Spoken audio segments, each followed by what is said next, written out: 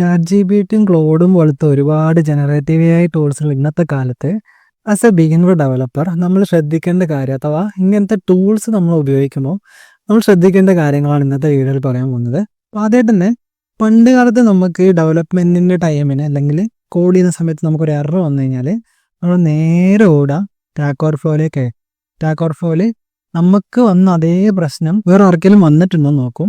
വന്നിട്ടുണ്ടെങ്കിൽ അതിന് ആരെങ്കിലും ആൻസർ കൊടുത്തിട്ടുണ്ടോ എന്ന് നോക്കും.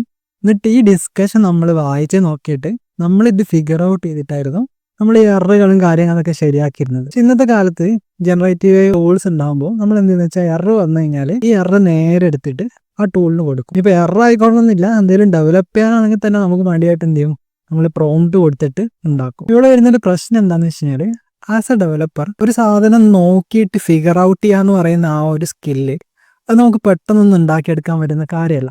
അത് നമ്മളിങ്ങനെ ഇങ്ങനത്തെ കാര്യങ്ങൾ വായിച്ച് നോക്കിയും ഫിഗർ ഔട്ട് ചെയ്തും ഉണ്ടാക്കിയെടുക്കുന്ന കാര്യമാണ്. അതായത് നമ്മൾ ഈ ഒരു പ്രോസസ്സിനകത്ത് നമ്മളെ ബ്രെയിനെ ട്രെയിൻ ചെയ്യിപ്പിക്കുകയാണ്. ഇങ്ങനത്തെ സ്ട്രെസ്ഫുൾ ആയിട്ടുള്ള നമ്മൾ തല പെരിക്കുന്ന ആ ഒരു സിറ്റുവേഷൻ ഉണ്ടല്ലോ, ആ സിറ്റുവേഷനിലൂടെ കടന്നു പോയിട്ട് അതെങ്ങനെ ഹാൻഡിൽ ചെയ്യാൻ നമ്മളെ ബ്രെയിനെ പഠിപ്പിക്കുകയാണ്. ഇങ്ങനത്തെ ടൂളിന് നേരെ അങ്ങോട്ട് ഇട്ട് കൊടുത്തിട്ട് അത് തരുന്ന ആൻസർ അങ്ങനെ തന്നെ കൊടുക്കുകയാണെങ്കിൽ ശരിക്കും പറഞ്ഞാൽ നമ്മളെ തലച്ചോറിനെ മണ്ടനാക്കുകയാണ്, അല്ലെങ്കിൽ തലച്ചോറിനൊരു ഉപകാരമില്ലാത്ത സാധനമാക്കി മാറ്റുകയാണ്. നമ്മളൊരു സാധനം യൂസ് ചെയ്യാണ്ട് വെച്ച് കഴിഞ്ഞാൽ പിന്നെ അതിൻ്റെ ആ ഒരു എഫക്റ്റീവ്നെസ് മെല്ലെ മെല്ലെ പോകും. അതേപോലെ തന്നെയാണ് നിങ്ങൾ ജനറേറ്റീവ് ഐക്ക് നേരെ പ്രോംപ്റ്റ് കൊടുത്ത് അല്ലെങ്കിൽ എറർ കൊടുത്ത് അതിൽ കോപ്പി പേസ്റ്റ് ചെയ്ത് ചെയ്യുമ്പോൾ നടക്കുന്നത്. ആസ് എ ഡെവലപ്പർ നിങ്ങൾക്ക് ഗ്രോ ചെയ്യണം എന്നുണ്ടെങ്കിൽ നിങ്ങൾ ആദ്യം കൺസെപ്റ്റുകളൊക്കെ നേരെ ആയതിനു ശേഷം നിങ്ങൾക്ക് നടക്കുന്ന സംഭവം എന്താണെന്ന് മനസ്സിലായതിനു ശേഷം നിങ്ങൾ ഈ ടൂൾസ് ഉപയോഗിക്കുന്നതിൽ യാതൊരു കുഴപ്പമില്ല. പക്ഷെ എന്താണെന്ന് മനസ്സിലാവാണ്ട് ടൂള് തരുന്ന കോഡ് അങ്ങനെ തന്നെ കോപ്പി പേസ്റ്റ് ചെയ്തിട്ട് നിങ്ങൾ പ്രോപ്പറായിട്ടൊരു സാധനം മനസ്സിലാക്കാനാണ് നിങ്ങൾ ഡെവലപ്പർ ആണെന്ന് പറഞ്ഞ് നടക്കുന്നുണ്ടെങ്കിൽ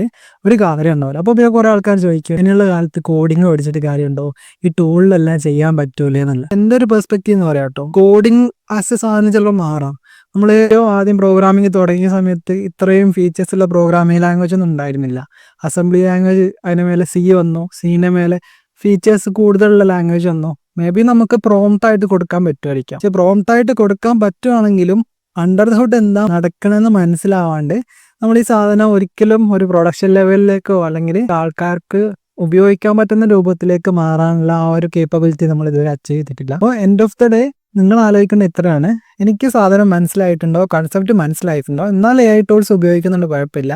അല്ലാണ്ട് സ്റ്റാർട്ടിങ്ങിൽ തന്നെ AI ടൂൾസ് ഉപയോഗിച്ച് കഴിഞ്ഞാൽ നമ്മളെ ബ്രെയിനിനെ മെല്ലെ മെല്ലെ കൊന്നുകൊണ്ടിരിക്കുകയാണ്. ഈ ഒരു സാധനം റിയലൈസ് ചെയ്യുക. ഇങ്ങനത്തെ വീഡിയോസിന് വേണ്ടിയിട്ട് നമ്മളെ ചാനൽ സബ്സ്ക്രൈബ് ചെയ്യാം കേട്ടോ.